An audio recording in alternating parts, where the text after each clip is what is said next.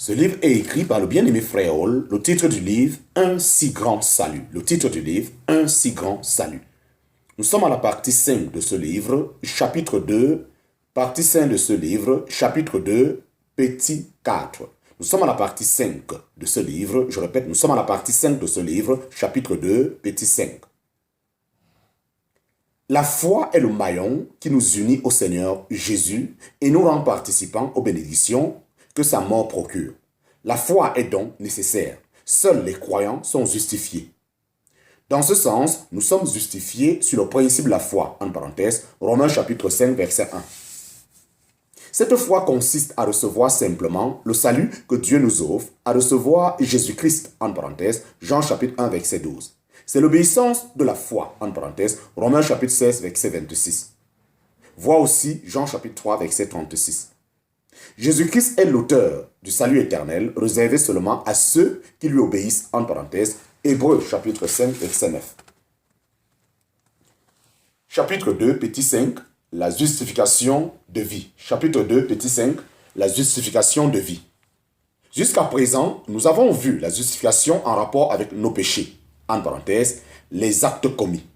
Un autre aspect du sujet concerne la justification de vie, en parenthèse, Romains chapitre 5, verset 18, en relation avec le péché, c'est-à-dire la racine du mal en nous. Par nature, tous les hommes sont apparentés à Adam, chef d'une race pécheresse.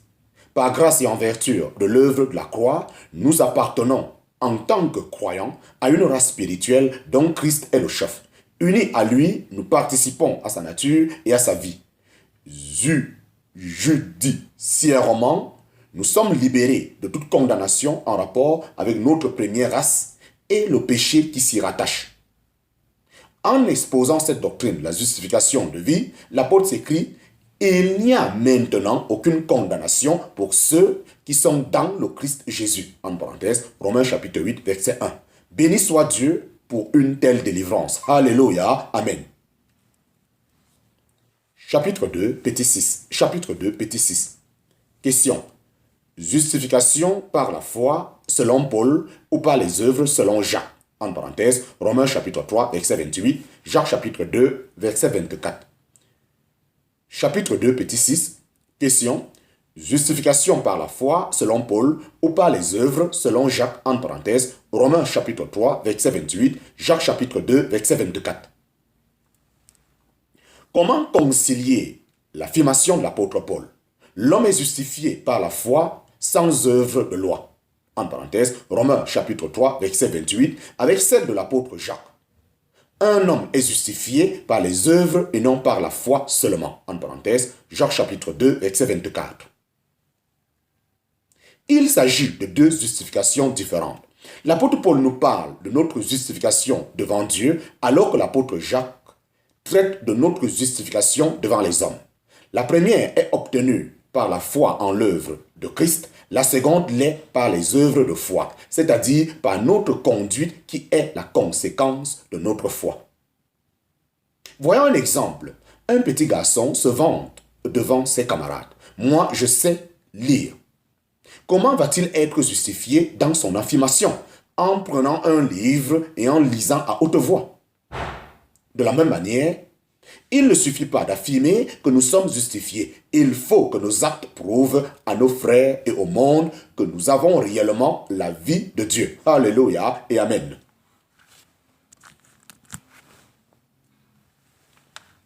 Chapitre 3, fin du chapitre 2, fin du chapitre 2, fin du chapitre 2. Chapitre 3, la rédemption. Chapitre 3, la rédemption. Chapitre 3, la rédemption. Si l'évangile proclame le pardon et la justification, il révèle aussi Dieu comme le Rédempteur. Dieu veut libérer l'homme de toutes les formes d'esclavage dans lesquelles il se débat. La liste en est bien triste. Passion qui le gouverne, crainte diverses, en particulier crainte de la mort, obligations religieuses ou mondaines, et par-dessus tout, assujettissement à la puissance du diable par le biais des théologies comme des pratiques superstitieuses. Combien l'homme a besoin d'être libéré? Avec la justification, nous avions trouvé la notion de tribunal divin. Avec la rédemption, nous voyons apparaître celle de l'esclavage de l'homme. Des forces adverses l'assujettissent et lui font perdre ce à quoi Dieu le destinait. Être racheté, c'est être relevé d'un triste état duquel on ne peut sortir seul. Le Rédempteur, autrement dit, le racheteur, est celui qui nous délivre et nous permet de jouir des bénédictions divines. Alléluia, Amen. Chapitre 3, petit 1. Chapitre 3, petit 1. La rédemption par victoire, en parenthèse, Exode, ou par paiement d'une rançon, en parenthèse, Ruth. L'Ancien Testament parle souvent de la rédemption, en particulier dans les livres de l'Exode, de Ruth et d'Ésaïe. Elle est souvent représentée par une libération qui veut être obtenue soit par victoire, soit par paiement. En effet, pour libérer un prisonnier de guerre, il fallait vaincre celui qui le tenait enfermé. Alors que pour libérer un esclave, il fallait payer la dette. Il fallait payer le rachat. Le peuple d'Israël avait été esclave en Égypte pendant plusieurs générations, mais l'Éternel avait dit « Je vous rachèterai à bras étendus et par de grands jugements ». En parenthèse, Exode chapitre 6, verset 6. Il s'agissait de tirer vengeance sur l'Égypte des outrages infligés par le Pharaon à Israël. Effectivement, lorsque toutes les plaies se furent abattues sur l'Égypte et que l'armée de Pharaon fut complètement détruite, nous trouvons Israël chantant à l'Éternel. Tu as conduit par ta bonté ce peuple que tu as racheté. En parenthèse, Exode chapitre 15, verset 13. Alléluia, Amen. La rédemption contre paiement est davantage vue dans le livre de Ruth. Elimelech avait quitté le pays d'Israël pour les terres de Moab où il mourut, lui et ses fils. Dans ces circonstances, l'héritage d'Elimelech risquait de passer à d'autres et sa femme et sa belle-fille Ruth pouvaient tomber dans la misère. Pareil désastre fut évité parce que Boaz, agissant comme parent, ayant droit de rachat, prit Ruth pour épouse en même temps qu'il acquit l'héritage. Chapitre 3, petit 2, la rédemption future en Israël. Chapitre 3, petit 2, la rédemption future en Israël. Dans le livre d'Ésaïe, la rédemption est présentée comme encore à venir. Israël est écrasé par les nations, vu tel un vermisseau, mais l'Éternel se présente à lui comme son Rédempteur, le Saint d'Israël, l'Éternel des armées, le puissant de Jacob, en parenthèse, Ésaïe chapitre 41, verset 14, Ésaïe chapitre 47, verset 7 et Ésaïe 49, verset 26.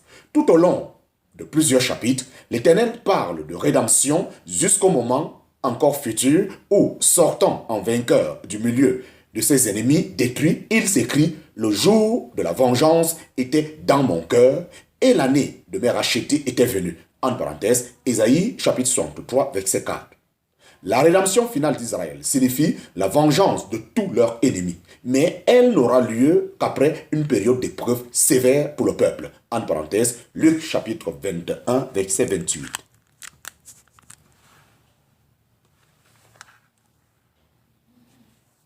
Cependant, au milieu de ces chapitres d'Ésaïe qui parlent de rédemption future, nous trouvons une extraordinaire prophétie sur une rédemption de nature plus profonde.